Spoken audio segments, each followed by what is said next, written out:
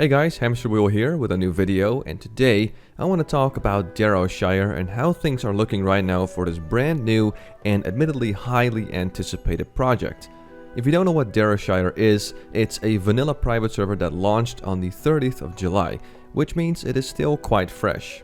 This project has made some alterations based on the feedback we saw from players in Classic WoW's lifespan. So for instance, Darrowshire has progressive itemization, which Blizzard did not do, and they have decided to disable world buffs, so the world buff meta is not an option here, which in turns makes people feel less inclined to be in some sort of a world buff prison with their character.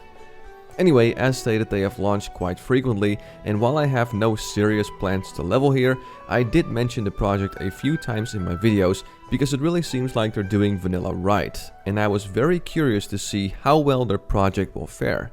Darrowshire has gotten a pretty good amount of traction over the last couple of weeks, including a lot of discussion on platforms like Reddit, and even on my videos I saw countless people mention Darrowshire and that people should try it out. It really seems like this private server could be the proper resurrection of quote-unquote true vanilla WoW.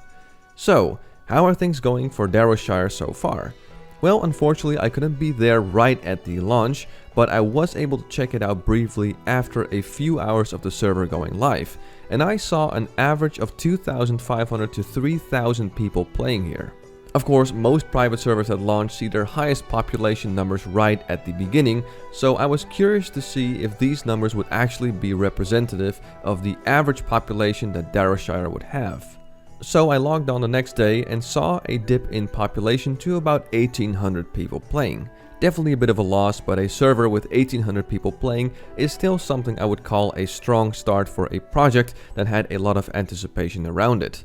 And for now it seems like the server is hovering around 2,000 people online depending on when you play. Now I live in the EU, so chances are the population is either a bit higher or lower when you're an NA player, for instance.